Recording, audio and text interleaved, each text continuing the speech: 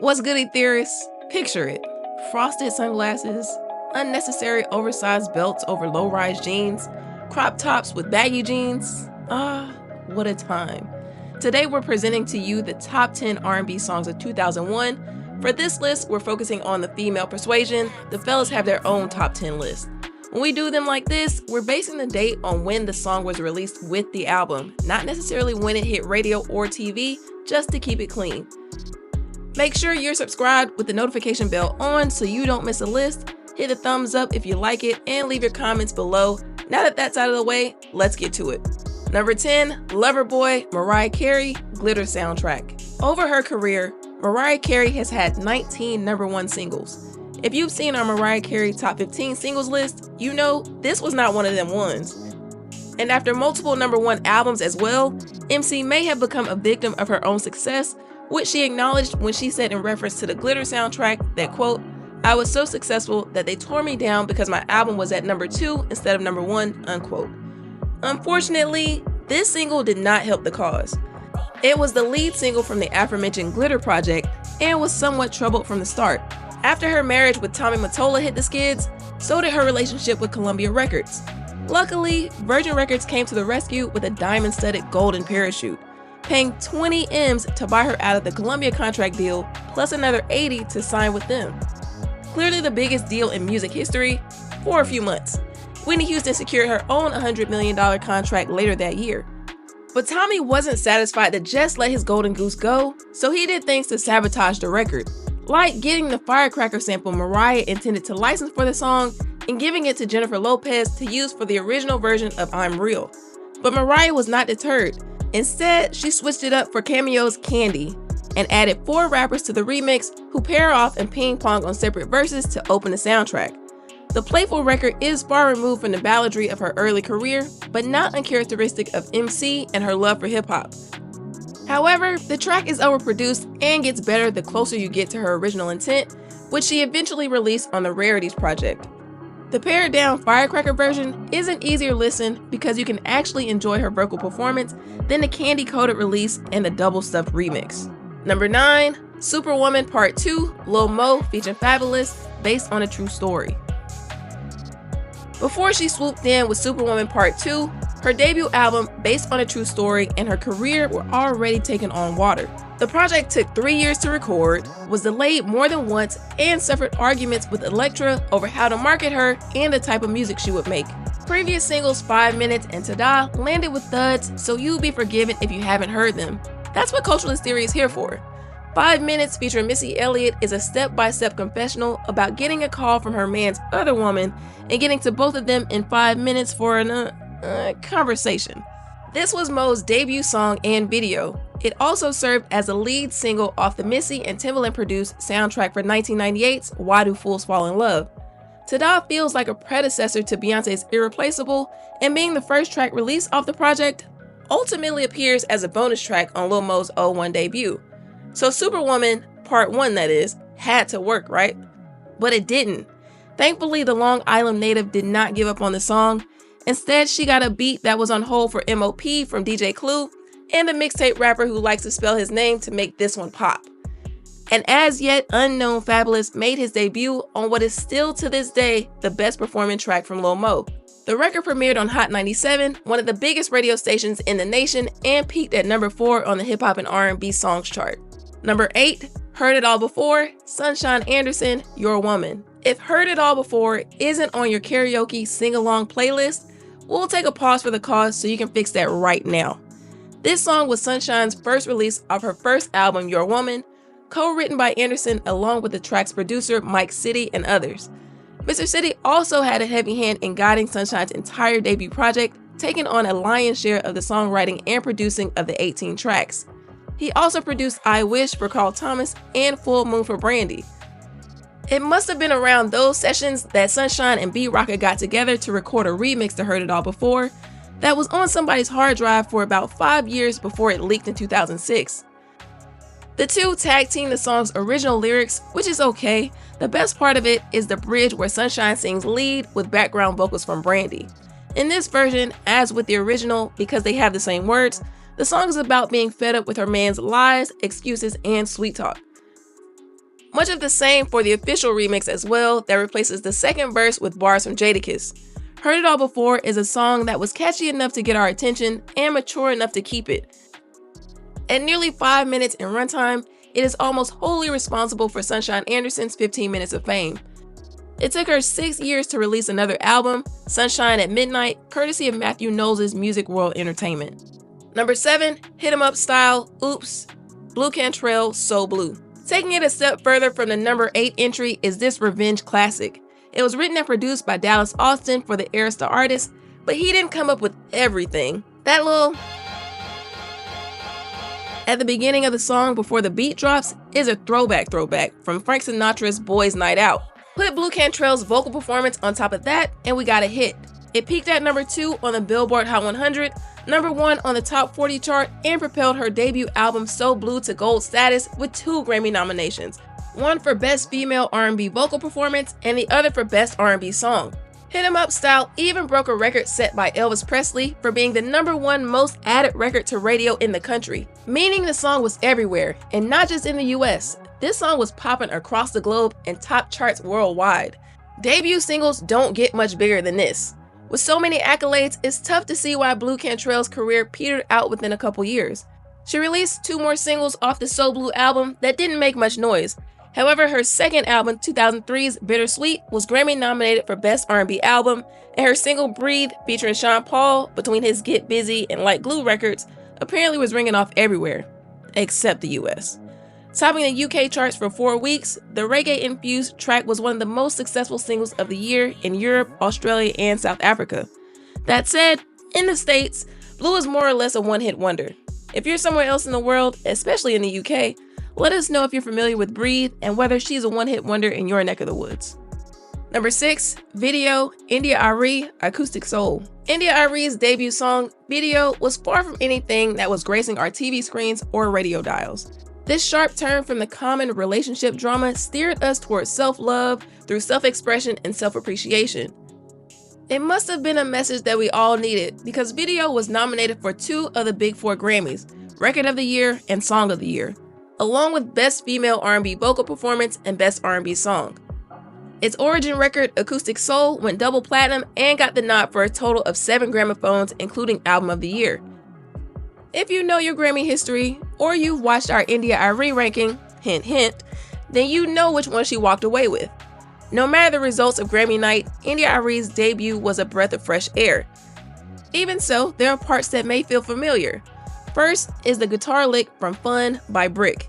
And if you know your hip-hop, which we're sure you do, then you may have recognized the other piece from a classic that was made to be sampled, Top Billin' by Audio 2.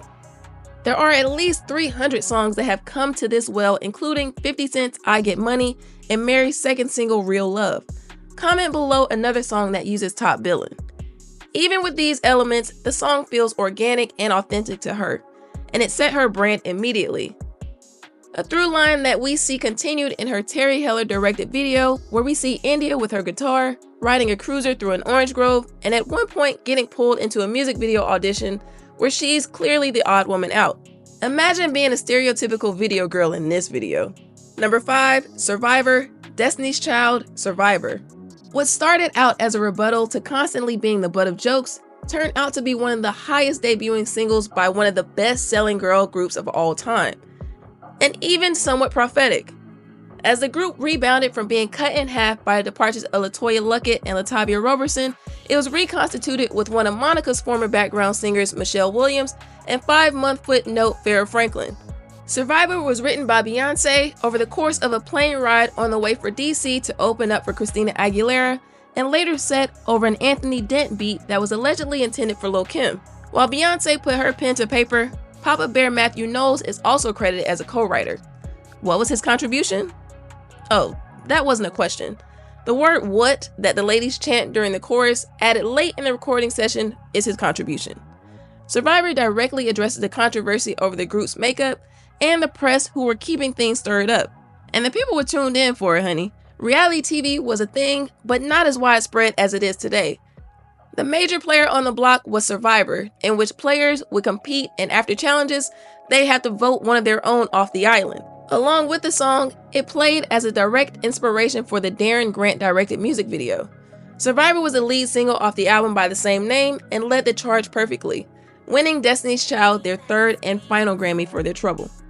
Number 4, Family Affair, Mary J. Blige, No More Drama. Mary Jane Blige's 5th album came with a declaration unlike any we'd heard from her up to that point. Albums deep into sad girl, relationship drama, drugs, and DV stories, with occasional dance breaks for sure, Mary said no more drama. And she got the party started with Family Affair, the 94 beat per minute hit that dropped right in the heat of the summer and worked its way up the Billboard charts where it would reign for 6 weeks. By the end of 2001, Family Affair became not only MJB's first top 10 single in 5 years, but her first and only Hot 100 #1 single. And not just here in the US, this one literally took Mary around the world. Family Affair elevated No More Drama and Mary so much that it got her her first international tour. So yeah, Mary was famous before, but now she was famous. This Grammy-nominated lead track was produced by Dr. Dre and co-written by Blige herself with Bruce Miller, Michael Elizondo, and others. It's unclear which one or ones came up with dancery, holleration, or hateration, but we do know that the vocab would stick around for the next 6 months, if not the next 24 years. The remix features fellow New Yorkers Fabulous and Jadakiss. Imagine what one would have sounded like with Fly and the Family Stone reworking their song of the same name. Number 3, All For You, Janet Jackson, All For You. Despite facing scrutiny over her secret marriage and public divorce, Janet Jackson, the effervescent that she is, steered away from the encroaching darkness and brought us the light, fun R&B dance pop track All For You.